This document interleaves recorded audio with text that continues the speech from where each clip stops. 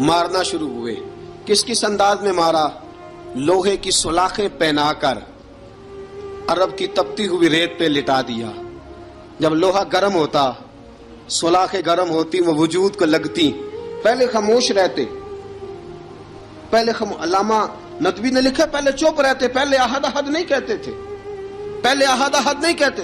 جب تکلیف بڑھ جاتی نا تو پھر زبان سے نکلتا احد احد احد. وہ وحدہ لا شریک ہے، وہ وحدہ لا شریک ہے. جب تکلیف بڑھتی پھر امیہ کیا کرتا؟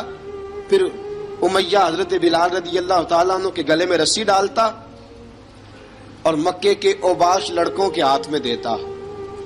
مکے کی گلیوں میں کبھی کسی پاگل کو آپ گزرتے دیکھو نا، لڑکے اسے چھیڑ رہے ہوں، آپ کو پتا ہے وہ پاگل ہے، اس نے زیادتی بھی کی ہے. لڑکے چھیڑتے ہوں تو بزرگ اور سیانے لوگ منع کرتے ہیں، کہتے ہیں بدتمیزوں نہ کرو، وہ تو بیچارہ دیوانہ ہے، وہ تو پاگل ہے. مکے کی گلیوں میں حضرت بلال جب گلے میں رسی ڈال کے، ذرا دوستوں خیال تو کرو، بٹن کھلا ہو تو ہم بازار میں جانا پسند نہیں کرتے، کپڑے تھوڑے میلے ہوں تو گلی میں نکلتے نہیں. بلال تو مہذب آدمی ہے، سنجیدہ آدمی ہے، یہ کیا ہو رہا؟ حضرت بلال کے گلے میں رسی ڈال کے نا، جب مکے کی گلیوں میں وہ نوجوان دوڑایا کرتے تھے، حضرت بلال رضی اللہ تعالیٰ عنہ کے قریب سے گزرتے تو گزرنے والے بھی عجیب بات کرتے. کوئی کہتا ذرا اور کلمہ پڑھ، کوئی کہتا بلا اب اپنے خدا کو تجھے بچائے، کوئی کہتا بلال تجھے کیا ضرورت پڑی تھی یہ سارا کچھ کرنے کی. ایک آدمی آیا کہنے لگا بلال اگر تیرا رب سچا ہے، تیرے رسول سچے ہیں، پھر تجھے بچاتے کیوں نہیں؟ پھر تجھے بچاتے کیوں نہیں؟ جب تو اتنا مخلص مومن ہے اور اتنا تیرے اندر خلوص پایا جاتا ہے تو وہ آتے کیوں نہیں تیرے دفاع کے لیے؟ وہ تیرے لیے ڈھال کیوں نہیں بنتے؟ حضرت بلال حبشی کا جواب بڑا زبردست تھا. جناب بلال کہنے لگے میں مخلص تو ہوں، میرا رب قادر بھی ہے، لیکن فرمایا جب تم جاتے ہو نا بازار میں برتن خریدنے، مٹی کا برتن لینا ہو تو ذرا ٹھوک بجا کے چیک کرتے ہو کچا ہے کہ پکا ہے. فرمایا رب رسول بھی ذرا ٹھوک بجا رہے ہیں کچا ہے کہ پکا ہے. فرمایا میں دعا کرو میں امتحان میں پورا اتروں، دعا کرو میں امتحان میں پورا اتروں. وہ ذرا مجھے ٹھوک بجا کے چیک کر رہے ہیں، ٹھوک بجا کے. حضرت بلال حبشی مارا ستایا تینوں لب دیاں آپ گواچے، سانو اپنی خبر نہ کوئی، ساتھوں پارے ککھ گلیاں دے، سانو آخ دے لوگ شدائی، ننگ نموس دا ساڑ کے چولا، گل پہنے تاج گدائی، آزم اپنا آپ گوایا ہے تاں یار نے چاتی پائی. حضرت بلال حبشی اتنی مار اتنی تکلیفیں. اچھا حضرت صدیق اکبر گزرے. اچھا ایک بات اور لکھی ہے سیرت نگاروں نے، وہ کہتے ہیں کہ ایک تو تھا نا جب تکلیف ہوتی تھی تو احد احد کہتے تھے، ایک جب کوئی کافر نظر آتا تھا نا اس طرح بندہ چڑھاتا نہیں کسی کو، جب کوئی بے ایمان کافر نظر آتا حضرت بلال کو تو آپ فرماتے احد احد احد، اللہ ایک ہے، اللہ ایک ہے، اللہ ایک ہے، اللہ ایک ہے. جب کوئی نظر آتا اب وہ مارتا. پھر آہستہ آہستہ وظیفہ پاک گیا، پھر سارا دن احد احد چلتا رہتا، سارا دن احد احد چلتا رہتا. حضرت صدیق اکبر گزرے قریب سے، بڑی تکلیف ہوئی. جناب ابو بکر صدیق رضی اللہ تعالیٰ عنہ نے کہا بلال اونچی ذکر نہ کیا کر، آہستہ کر لیا کر، اونچی آواز میں مارتے جو ہیں تجھے تو اس طرح کر، ذرا ذکر دو ہے نا، ایک ذکر جلی ہے ایک ذکر خفی ہے، تو دل میں ذکر کر لیا کر، اونچا نہ کیا کر، مار سے تو بچ جا. تو بلال نے کہا ٹھیک ہے، آپ نے جو نسخہ دیا اس پہ عمل کروں گا.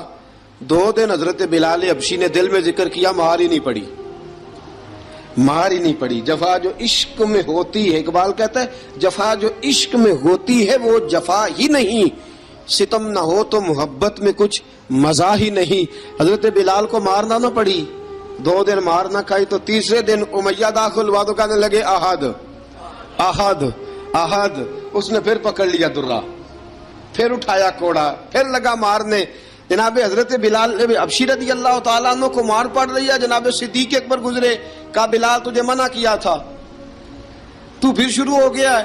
کہا حضور آہستہ ذکر کرنے میں مزہ ہی نہیں آتا، یہ مجھے مارتے نہیں، کسی کو کیا پتا چلے گا کہ بلال پہ سختیاں ہو رہی ہیں. حضرت بلال حبشی. اب سیدنا صدیق اکبر فرماتے ہیں کہ رسول پاک گزرے، بلال کو مار پڑ رہی تھی، میرے حبیب پاک کی آنکھوں میں آنسو آ گئے۔ بے خبر ہو جو غلاموں سے وہ آقا کیا ہے، حضور کی آنکھوں میں آنسو، اور حضور نے دعا فرمائی کہ یا اللہ میرے بلال کو نجات دے دے، یا اللہ میرے بلال کو نجات دے دے۔ رسول پاک یہ کہہ کے گزر گئے، ایک کونے میں، حرم شریف کے کونے میں بیٹھ کے رسول پاک رو رہے ہیں۔ جناب صدیق اکبر نے کہا حضور کیا ہوا؟ فرمایا ابو بکر سوچ رہا ہوں خدا اگر مجھے پیسے دے تو میں بلال کو خرید لوں، اگر رب پیسے دے تو خرید لوں، سوچ رہا ہوں۔ جناب ابو بکر صدیق گھر گئے، گھر جا کے حضرت عباس کو بھیجا، کہا امیہ میرا مخالف ہے، مجھ سے وہ بات نہیں کرے گا، آپ جائیے، آپ جا کے کہیے بلال کو بیچ ڈالے۔ حضرت عباس نے جا کے کہا بلال کو بیچ دو۔ کہنے لگا میری قیمت بہت زیادہ ہے، 50 دینار کا میں نے خریدا ہے اور میں منافع لے کے بیچوں گا۔ حضرت عباس نے آ کے جناب صدیق اکبر کو بتایا تو ابو بکر صدیق فرمانے لگے چل مجھے ساتھ ہی لے جا، دیکھ لیتے۔ پہنچے، جب ابو بکر صدیق کو آتے دیکھا نا تو چڑھ گیا، کہنے لگا ابو بکر اگر تو بلال کو خریدنا چاہے تو وہ جو تیرے پاس رومی غلام ہے وہ مجھے دینا پڑے گا، 2 لونڈیاں اس کے ساتھ دینی پڑیں گی، اور یہ 50 دینار کا ہے، میں تجھ سے 2000 دینار لوں گا، 50 دینار کا ہے 2000 دینار لوں گا۔ حضرت صدیق اکبر رضی اللہ تعالیٰ عنہ نے فرمایا مجھے منظور ہے، مجھے منظور ہے، منظور ہے مجھے۔ تو ابو بکر صدیق نے وہ تینوں غیر مسلم غلام لیے، 2000 دینار لیے۔ حضرت عباس نے بھی کلمہ نہیں پڑھا تھا، کہنے لگے ابو بکر تو کامیاب تاجر ہے، کیا کرنے لگے ہو؟ تو حضرت ابو بکر صدیق کہنے لگے آپ نے بھی کلمہ نہیں پڑھا، آپ کو اس سودے کا پتہ نہیں، آپ ابھی اس لذت آشنائی سے واقف نہیں، آپ نے بھی یہ ذائقہ چکھا نہیں، آپ ابھی اس راہ سے گزرے نہیں، آپ کو پتہ نہیں یہ بھی ایک ذائقہ ہے، یہ بھی ایک سودا ہے، یہ بھی ایک لذت ہے، یہ بھی ایک گہرائی ہے، یہ بھی ایک مزہ ہے، اس کا بھی آپ کو علم نہیں، آپ نے کلمہ نہیں نہ پڑھا۔ محبت کو سمجھنا ہے تو نہ سے خود محبت کر، کنارے سے کبھی اندازہ طوفان نہیں ہوتا۔ فرمایا ابھی تو راہ گزر میں ہے، کہتے مقام سے گزر، ابھی ذرا آگے چلیں گے نا، جب آپ کلمہ پڑھیں گے تو آپ کو پتہ چلے گا۔ حضرت سیدنا بلال حبشی کو لینے کے لیے صدیق اکبر پہنچے، 2000 دینار، 3 غلام پڑھے لکھے سیانے سمجھدار، جب دیے نا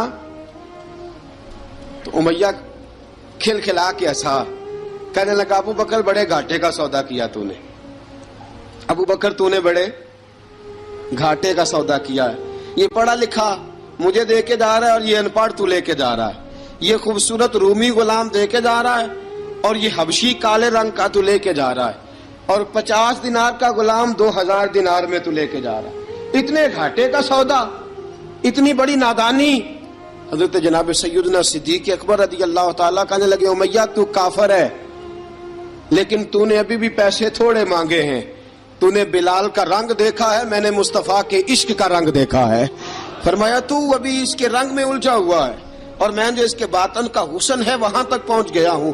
حضرت سیدنا بلال حبشی رضی اللہ تعالیٰ عنہ ساتھ کھڑے، جناب ابو بکر صدیق رضی اللہ تعالیٰ عنہ نے ارشاد فرمایا اگر میں یمن کا حکمران ہوتا، یمن کا بادشاہ ہوتا، اور تو مجھے کہتا کہ بلال میں تب دوں گا جب تو مجھے یمن کی حکمرانی دے گا، فرمایا میں تجھے یمن کی حکمرانی بھی دے دیتا لیکن بلال کو ضرور خرید کے لے جاتا۔ حضرت بلال حبشی